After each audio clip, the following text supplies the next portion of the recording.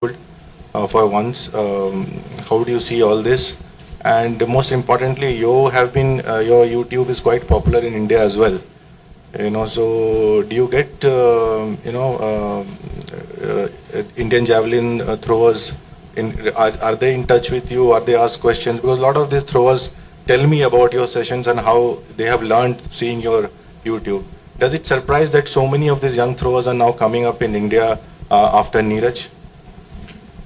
Okay, so first of all, I think we talked a lot about the event. We're all happy to be here, and now let's just do it.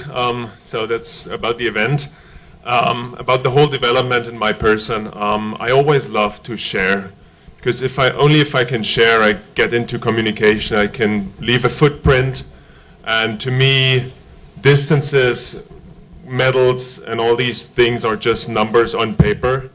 But I love to have like a footprint in the sport, and this is why I also don't hesitate to talk to the talents and also to open up, because we do have experience in javelin, but we don't have the holy secret. Yeah, so no country, this is so special for javelin. Like, you got a lot of top throwers here, and if you watch them throw, it all looks different, right?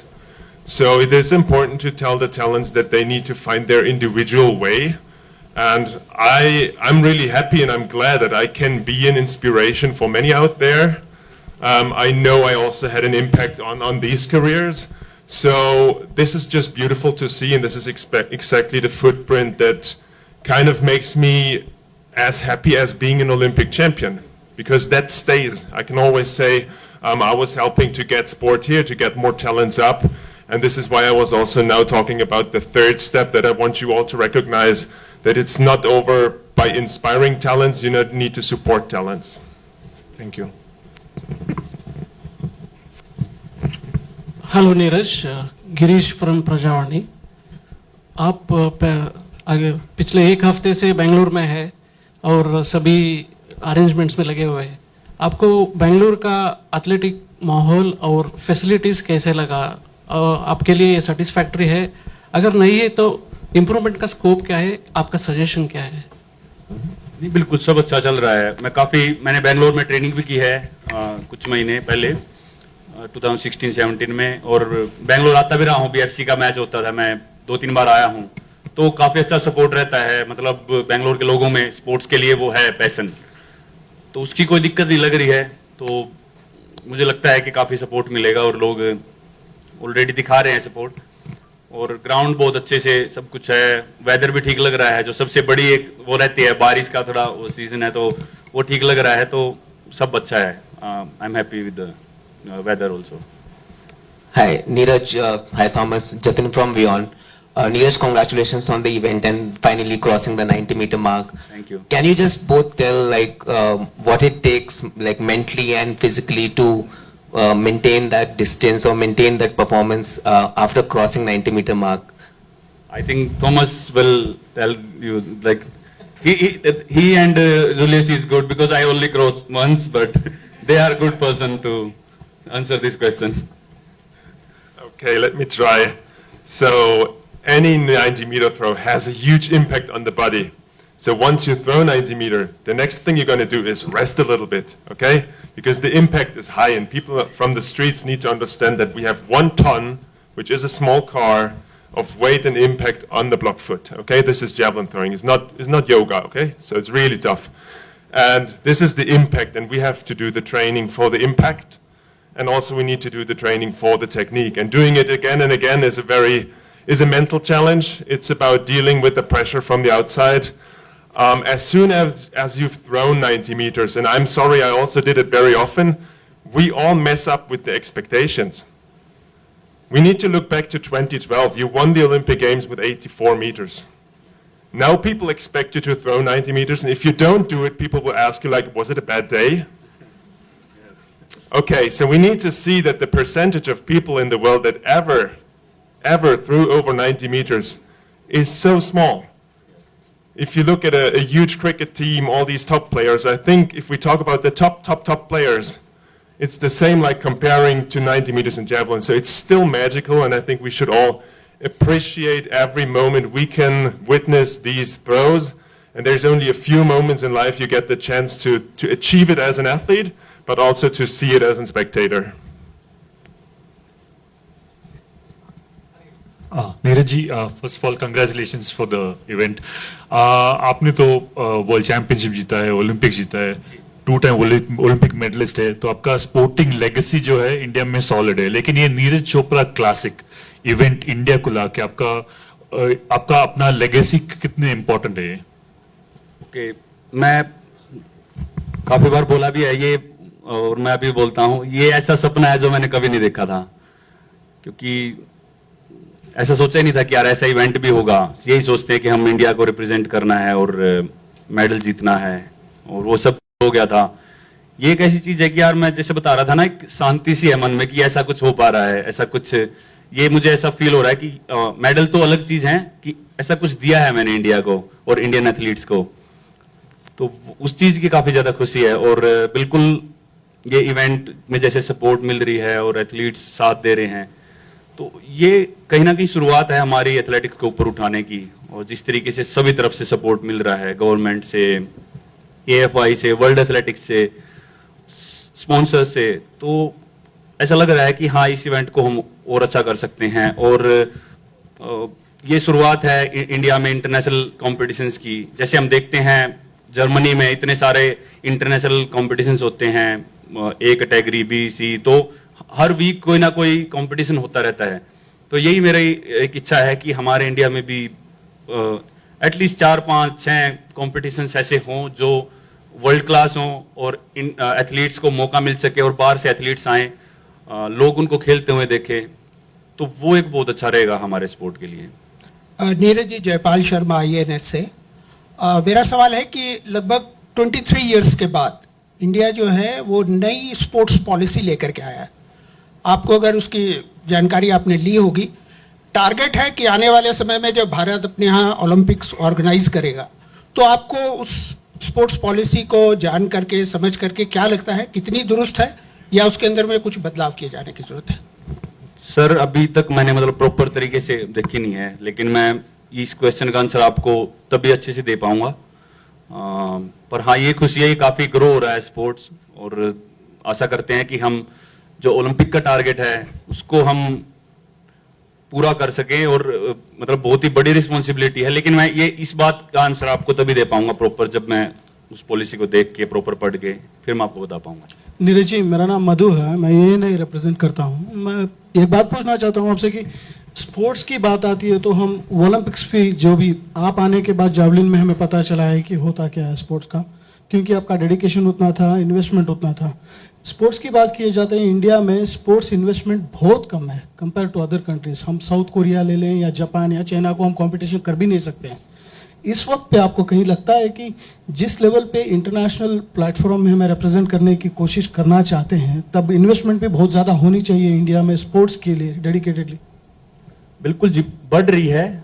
और मुझे ऐसा लगता है कि हाँ, जिस तरीके से प्राइवेट कंपनीज आ रही हैं, JSW, रिलायंस और बाकी स्पॉन्सर्स जो एथलीट्स को इंडिविजुअली सपोर्ट कर रहे हैं, वो पहले नहीं होता था इतना, अभी हो रहा है. अभी एथलीट्स को मौका मिल रहा है बाहर compete करने का. गवर्नमेंट की टॉप्स पॉलिसी भी बहुत अच्छा एथलीट्स को सपोर्ट कर रही है काफी टाइम से. तो बढ़ तो रही है चीजें, लेकिन बिल्कुल जैसे आपने दूसरी कंट्री से कंपेयर किया, वो धीरे धीरे मुझे लगता है कि होगा. हमारा कंट्री ग्रो हो रहा है, लेकिन उससे भी पहले मुझे लगता है कि जो ग्रास रूट है, ग्राउंड, उधर ग्राउंड्स ज्यादा बनने चाहिए, और जो NIS की तरफ से कोचेज हैं वो वहां पे जाने चाहिए, ताकि जो टैलेंट है वो और ज्यादा आ सके. ग्राउंड ज्यादा होने चाहिए. मैं एक ही चीज देखता हूँ, जब मैं यूरोप में होता हूँ, जब भी फ्लाई करते हैं तो 10 से 15 मिनट में हमको 50 स्टेडियम्स दिख जाते हैं, फुटबॉल, एथलेटिक्स.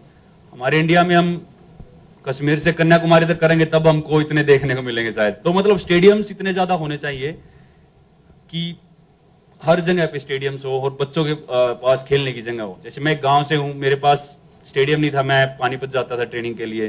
तो ऐसे अगर पास में होता तो शायद और बच्चे भी ट्रेनिंग कर पाते. तो सबसे पहले स्टेडियम्स होने चाहिए.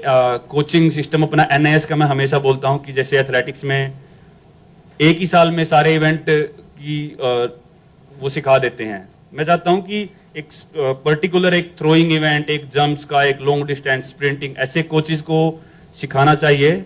और वो मुझे लगता है और स्पेसिफिक रहेगा. तो थ्रोइंग कोच होगा तो वो थ्रोअर्स को अच्छे से ट्रेन कर पाएगा, क्योंकि अगर आप एक ही बार में सभी को ऐसे बता दोगे तो वो जस्ट आप बस एक डिग्री मिल रही है मेरे हिसाब से। तो वो अगर आप स्पेसिफिक जाओगे, क्योंकि ट्रैक एंड फील्ड में बहुत सारे इवेंट बहुत टेक्निकल हैं, तो तब हमारा स्पोर्ट्स और ज्यादा ग्रो हो पाएगा। Hello, this is a question to Thomas. You had a back injury in maybe around 2020. So can you say a little bit about the long road to come back and your future goals? Yeah, exactly. So going into the preparation for the actual date of 2020 before COVID hit, I was going a high risk because I came from big distances, I came from winning goals. So what do you want? You want to win again. So we went high risk, and then statistics hit me. So I was very, very lucky in the sport for 10 years being free of injury. And then the statistics hit me. So I suffered a back injury, which took me out for almost 3 years. And I just took my time, and I was very patient. Lucky enough, I have all the support from the family to keep going. I'm always saying to the talents, I fixed my life before I started taking risks in sports, and that helped me to keep going. I'm doing it for passion, and my motivation is the footprint that I set. So I love competing, even though I'm not throwing 90 meters right now. But the long way back was just a mental challenge with a lot of patience, and also with a little support from the outside, because we all have bad days. We all have days when we think like, okay, might this work? Does that maybe not work? But I just kept going, and these days I'm 100% healthy again, and now working on the technique to really get back to 85 in the next step, and then hopefully World Championships this year, going on the long term for 28. This is the plan. Hi. Good afternoon, Julius, Thomas, Neeraj, and Sachin. I'm Sham from Dainik Bhaskar. Sachin, मेरे सवाल आपसे है, आप कह रहे थे कि आप कितने excited थे जब वो मैसेज आया नीरज भाई से कि we want to compete at the Neeraj Chopra classic, और आपके बगल में जो बैठे हैं ओलंपिक चैंपियंस हैं, इतनी बड़ी मंच है, अब 4 काफ़ी यंग थ्रोअर्स हो, आप हो, रोहित हैं, साहिल हैं, यशवीर हैं, ये सॉर्ट ऑफ कितनी बड़ी अपॉर्चुनिटी आपके लिए, of course to have an international competition in India, and of course to also उनके साथ बात करना, टाइम स्पेंड करना, सॉर्ट ऑफ उनसे जो सॉर्ट ऑफ लेसन्स ले सकते हो आप, ये सब कितना बड़ा अपॉर्चुनिटी देखते हो आप? सर, ये अपॉर्चुनिटी मेरे लिए बहुत ज़्यादा बड़ी है, और मैं इन सब के बीच में रह के एक कॉम्पिटिशन लड़ रहा हूँ, कि मेरे लिए बहुत बड़ी बात है सर।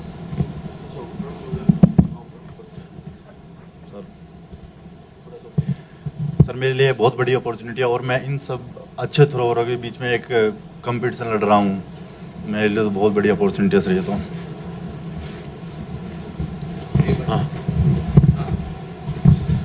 मेरा भी सवाल सचिन जी से। सचिन जी, आपने जो इतना अच्छा थ्रो किया था एशियन एथलेटिक्स में, सिल्वर मेडल जीता देश के लिए, तो आपका जो थ्रो था उससे भी आपको लगा यहाँ पे कि यहाँ आप भी इस लीग में बिलोंग करते हैं जहाँ से हमारे नीरज चोपड़ा हैं और ये 2 लेजेंड्स हैं यहाँ पर, तो आपको भी लगा कि हाँ मेरा जो ये थ्रो है, मेरा भी परफॉर्मेंस है, मैं इस टॉप लीग पे कम्पीट कर सकता हूँ, वो एक बिलीफ आया उस लेवल में मेडल जीत के? सर वो तो मेरे पास पहले ही भाई ने मैसेज कर दिया था कि मतलब कि इस कंपटीशन के कम्पीट करने के लिए इनवाइट किया गया तुझको, फिर भी अपने आप को खुद से वो एशियन से पहले कंपटीशन होने वाला था, जो कि वो कुछ वार के चक्कर में वो नहीं हो पाया वो, तो फिर उस कंपटीशन पे साउथ एशियन पे ज़्यादा फोकस किया गया कि इस कंपटीशन पे थोड़ा उससे अच्छा कंपटीशन खेला जाए, और अब ये कंपटीशन कोई इसके आसपास कोई कंपटीशन में नहीं है, तो इसमें कंपटीशन में अच्छा कंपटीशन खेलने की कोशिश करेंगे कि अपनी पर्सनल बेस्ट थ्रो निकाल सकें। नीरज नमस्कार, Biju from times of India. हाँ, कल के कंपटीशन के बारे में बताइए, इतना अच्छा फील्ड आ गया, तो ये जो आपका जो राइवल्स है इसके कंपटीशन कैसे होगा? नहीं, अच्छा, सभी बहुत अच्छा कर रहे हैं इस साल। हमारे पास करंट के काफ़ी एथलीट्स ने ऑलरेडी पर्सनल बेस्ट की है, थॉमस, जूलियस सब जानते हैं, इन्होंने बहुत अच्छा किया हुआ है, और काफ़ी अच्छा फील्ड है और अच्छा कंपटीशन देखने को मिलेगा, और सभी अच्छी फॉर्म में भी हैं। बाकी एथलीट्स जैसे ब्राज़ील से है, पोलिश एथलीट्स आए हैं, और बाकी भी तो अच्छी फॉर्म में लग रहे हैं सभी, तो एक अच्छा कंपटीशन सभी को देखने को मिलेगा, और आप मेरे लिए भी एक नया एक्सपीरियंस है और आप सभी के लिए भी तो फर्स्ट टाइम है, तो मैं ये कहना चाहूँगा कि रिजल्ट पे ना देख के शायद आप बस कंपटीशन एंजॉय करो। बहुत लंबी थ्रोज एक्सपेक्ट भी करते हैं, सिर्फ ये देखते हैं कि भाई कितना मजा आने वाला है, सभी वर्ल्ड क्लास एथलीट साथ में कम्पीट करेंगे, तो वो मुझे लगता है कि बहुत ही अच्छा होने वाला है और सब इंजॉय करेंगे उसको. And to Thomas and Julius, how do you expect the competition, especially with Neeraj in such great form this season? Thank you. Of course, javelin nowadays, the level of competition has really grown. You need, when you want to win a major championship, even like this is a big event, you have to throw maybe 90 meters to be a winner. So, for me, yes, I'm coming back slowly after incidences of injuries and all that. So, I struggle a little bit. I'm now, maybe almost 90% of my fitness is okay. So, looking forward to having very good competition and slowly by slowly, until the World Championship. We still have like 2 months until the World Championship. So for me, it's to have good competition. If I can throw over 85 meters, it will be a good show. And of course, we're trying to challenge him to throw another 90 meters. So it's good for the sport. Apart from winning, it's good for the sport, to make the sport, really popular. And it's all about that. We all friends. We cheer ourselves every time when we're in the even during competition, we cheer ourselves, When someone throws far and you are part of the competitors, it's really nice. Apart from maybe you are losing, but when there are good throws there in the field, that's what takes the day. It's not who loses. Yeah, I can definitely, again, agree on this one. And I also going to underline, and this is specific for the javelin and many field events out there, that we are a team out there.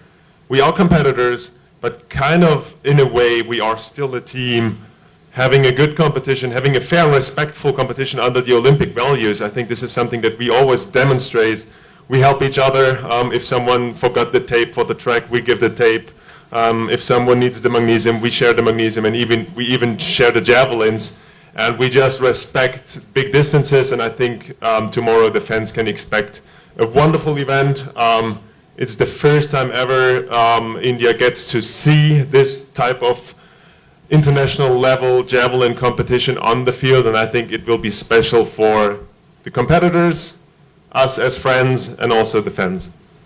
We'll take 2 more questions, that's it. Hi, Neeraj भाई, इसे हाय, पहले तो मुबारकबाद आपको. तो आपने एक चीज बोली कि आप पिक एंड चूज करेंगे कॉम्पिटिशन्स इस कंपटीशन के बाद जो सैटरडे को होने वाला है.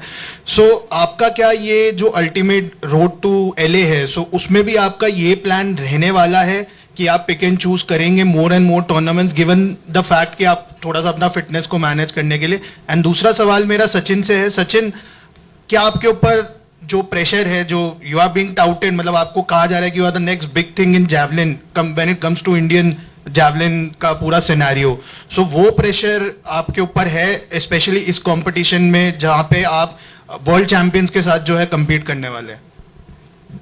ओके, पिक एंड चूज आप इवेंट्स के बारे में बात कर रहे हैं. देखो, सबसे पहले तो जी हम इवेंट से सीखेंगे कुछ, क्या मतलब डेफिनेटली फर्स्ट टाइम है और कुछ ऐसी चीज रहेंगी कि हमको सीखने को मिलेगा, और उसके बाद हम देखें कि हम किस तरीके से और बड़ा इवेंट मैनेज कर सकते हैं, तो तब उस चीज पे करेंगे. और डेफिनेटली मेरा पूरा फोकस एज एन एथलीट खेलने पे रहेगा.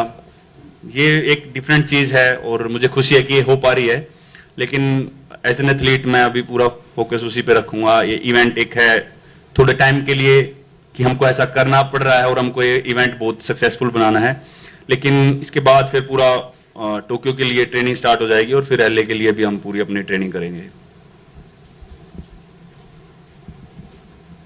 सर, प्रेशर तो थोड़ा है कि इतने अच्छे प्लेयर मेरे साथ हैं और कि वो कम्पीट कर रहे हैं, पर फिर भी कोई नहीं सर, अपना अच्छा 100% देके अपना बेस्ट करेंगे, बेस्ट करने की कोशिश करेंगे. और पहले फर्स्ट टाइम नीरज कंपटीशन हो रहा है, तो उसमें अच्छा थ्रो करके और अपना इंडिया को आगे बढ़ाने की कोशिश करेंगे हम उसी के लिए. Neeraj, I have Neeraj here. Yes. Neeraj, I have 2 questions to you. I would like to know how this event is being funded. Is there any business model for this event? And my second question is, was there any pressure or second thoughts around inviting Arshad Nadeem, given the India-Pakistan sensibilities and geopolitical tensions around? Okay, ये last question का तो answer पहले ही हो चुका काफी बार। बाकी business की बात करें तो जी अभी के लिए ये इवेंट सक्सेसफुल बनाना है, बस इस चीज पे हमारा फोकस है कि इसको, ये इवेंट हो रहा है, यही बहुत बड़ी बात है, और दिमाग में कुछ भी नहीं है, ये सब चीजें बहुत दूर की बातें हैं। ये इवेंट हो रहा है, इस चीज की बहुत ज्यादा खुशी है, और हमको इसको सक्सेसफुल बनाना है और अपने स्पोर्ट्स को ऊपर उठाना है, और बस यही है जी टारगेट इस साल का। 3 पूछ लीजिए आपने।